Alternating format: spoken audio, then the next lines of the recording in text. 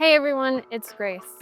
So today we're going to talk about coffee age. It's pretty common knowledge that freshly roasted coffee is best, or is it?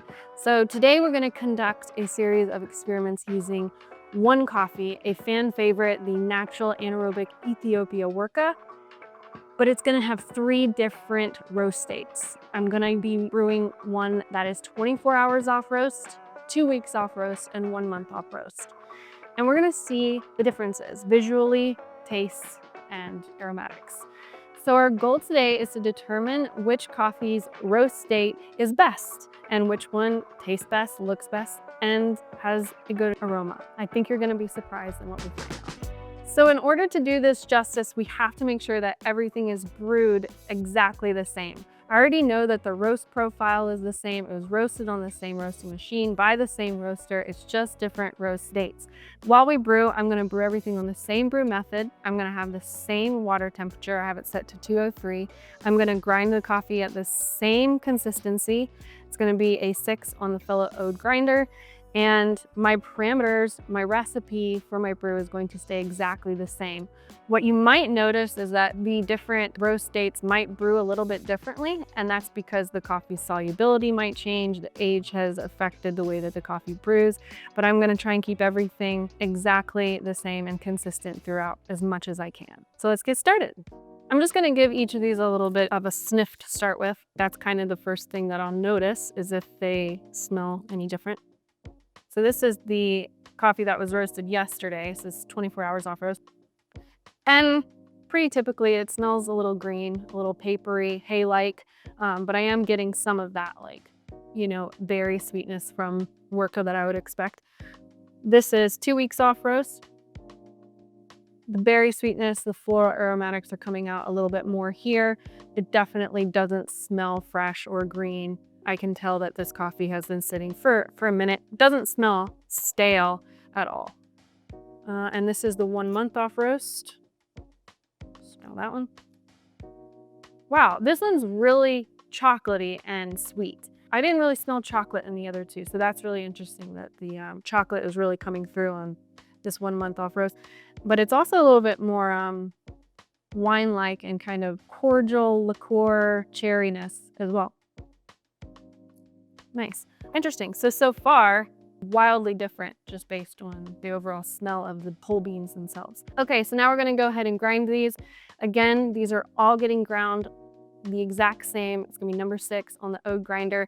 It's a little bit on the finer side than you would typically do for a Chemex, but because we're only doing 8 ounces, I'm going to do 8 ounces, 1:16 ratio, only 20 grams of coffee. I don't want it to go too fast. But that's just a personal preference when it comes to single cup Chemexes. Okay, now I'm gonna set up my brew and get started. I'm gonna wet my filter. I'm going to, again, my water's at 203. My coffee grinds are ready to go. Again, with Chemexes, just a little side note, make sure that the thicker side is up against the lip here to prevent any channeling from happening. These are kind of like microfiber filters, so make sure you get them nice and wet to get all that papery taste out. Got my decanter nice and hot now. Okay, I'm gonna dump these and then we're gonna start brewing. All coffee benefits from a shorter aging period, which is typically 24 to 72 hours off roast. This allows the CO2 to dissipate and flavors to start to stabilize. So that's kind of common knowledge at this point. Most people do know that. So I'm going to give these another sniff now that they're ground. I was sure to purge in between coffees. I had a little bit of each of these coffees in reserve and I added them to the grinder to kind of season it with that coffee so that there's only this roast date in each brew, that nothing's influenced with any other of the coffees. So this is 24 hours off roast. This does smell a little fresh to me. Again, it's a little bit vegetal, but I'm getting a lot more peanuts and fruit. It's almost like a toasted peanut butter and jelly sandwich. It does smell quite good, but I am getting a little bit of green from that, which I'm not surprised by. Our 2-week roast date here. A lot more wine, a lot more cherry cordial. Not heavy on chocolate. Typically, I'm used to tasting some milk chocolate in the Worka, but it's very funky and wine-like. This one smells quite good. And then 1 month off roast. There's the chocolate. Lots of chocolate in this one. Some really nice sweet florals. I'm definitely getting some rose aromatics, and the fruit is there, but it's not quite as winey, which is really interesting. I think because people are so used to the work of being so funky and wine-like. So, all right, let's start brewing, shall we?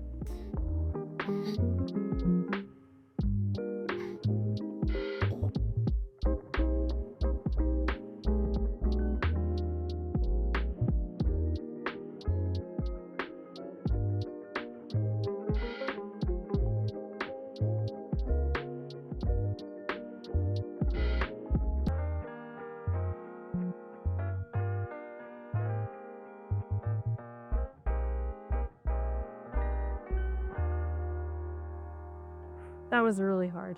That was really hard. It was hard just making sure that everything was, hitting the same time and weight. But what made it even more challenging was the fresher coffee wanted to brew much faster. So that was a bit harder to kind of control and navigate. But ultimately, I think that I did a pretty good job keeping everything consistent. I think that's one of the first things that I noticed was that the brew times and the rate of extraction was much faster in the fresher coffee versus the older coffee. The older coffee took a little bit longer. So I think it was a wise decision to start with the fresher coffee and brew with that one first. I don't know if you've ever noticed, like when you pull a shot of espresso, if it's too fresh, it'll kind of gush out of the portafilter. And it's the same thing that will happen with brewing a manual coffee. Too fresh of coffee will brew faster. It does, expedite extraction, just the way hot water temperature expedites extraction. So depending on what you're trying to achieve, fresh coffee versus older coffee or hotter water temperature, cooler water temperature, you can affect the rate of extraction with those. So I kind of knew that was going to happen, but I didn't think it was going to happen as quickly as it did. So the next thing I want to look at is what it looks like visually. I'm not expecting there to be much of a change. In a previous video we did when it was all down to water temperatures, there was a visual difference using super hot water and cooler water. So I went ahead and put these underneath these lights so that we might be able to see visually if there's much of a difference. And I'm not really seeing one, which is a good thing. That means my brew is really consistent. The coffee itself is consistent. The profile is consistent. The water temperature is consistent. But I just wanted to look just in case something might be a little bit different because of the age of the coffee. So in these regards, they look the same. I just want to point out how different natural anaerobic fermentations are. So at origin, when coffee cherries are harvested, the cherries are put into these fermentation tanks basically, and they're cut off from oxygen. This is going to produce organic acids, esters, and aromatic compounds. And that's going to contribute to all that like fruit-like, winey tastes and aromas that you're experiencing within the cup. It's also going to make the coffee chemically more complex. These smell similar. This one might be slightly more acidic. I'm smelling a little bit more tartness, almost like a tart cherry versus more like a cordial cherry. When I say tart, I'm thinking more like a fresh Bing cherry. And then with cordial cherry, I'm thinking more of those like Queen Anne cordials that you buy in a box for Valentine's Day that are really delicious, but really bad for you. Definitely noticing a difference in smell. I don't necessarily dislike one more than the other. They're just different. Let's go ahead and taste these. I'm so excited.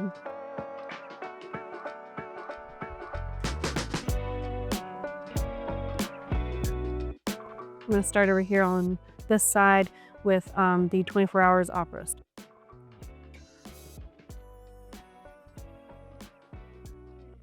Very green, definitely missing some of that Worka's classic, juicy, bright fruitiness.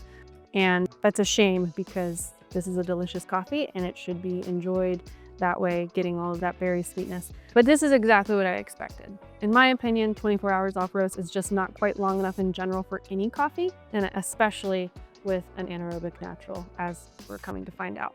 Granted, if you are someone that doesn't love that wine-like liqueur that comes out in this coffee more naturally, you might like this because it's much more subtle. It's a little more palatable. It tastes fresh. And if you're someone that really likes that in your cup, this might be the coffee for you. Okay, moving on to 2 weeks off roast.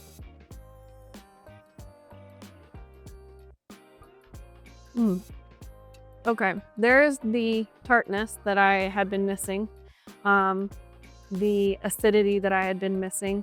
I'm getting more of like a bourbon-y liquor at this point, which is very nostalgic for me with this coffee. It was one of the first coffees I ever cupped when I got into specialty coffee, and that's one of the first things that I noticed. So this is exactly how I kind of know this coffee to taste.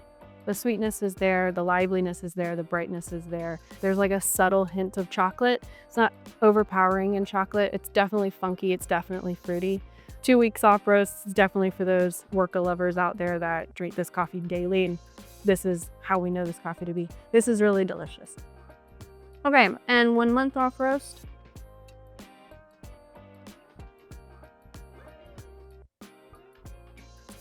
Okay, interesting. This is really good.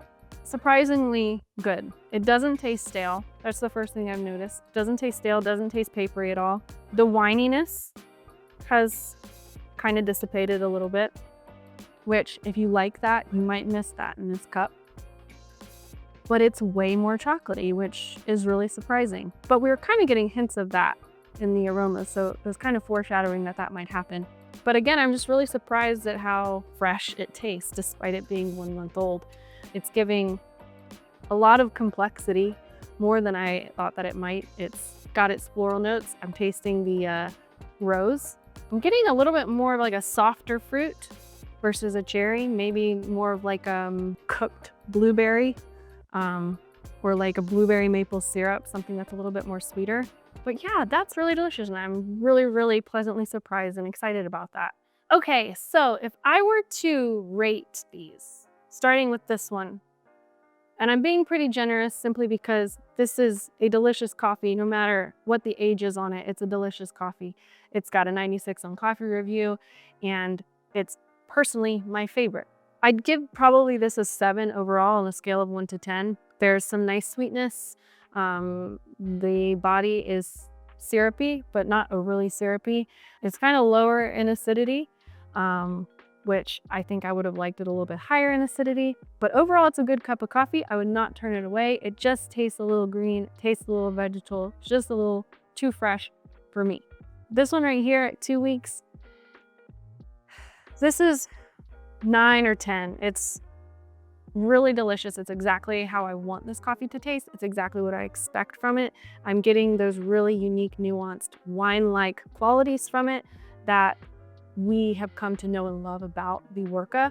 However, this one is definitely 8 or 9 on the scale as well, simply because I'm not tasting any staleness in it, which is really, really surprising to me. I thought that I would be tasting some sort of papery, stale-like qualities with it. And even though it's not as wine-like, it's very chocolatey.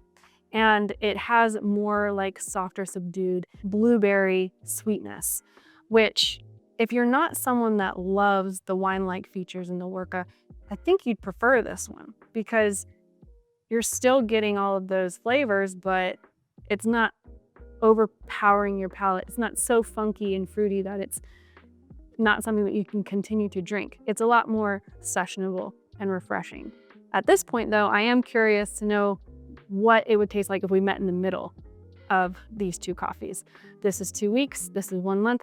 So maybe somewhere to 22 or 23 days off roast might be the perfect balance of these two coffees. One last thing I wanna talk about is why I chose to experiment with this coffee in particular. And it's because this is an anaerobic fermentation. With anaerobic process is the compounds interact with the gas during the fermentation process. So what that means is they need more time to stabilize and bring out more flavors and kind of help dissipate that funkiness that you always get with those yeasty anaerobic naturals.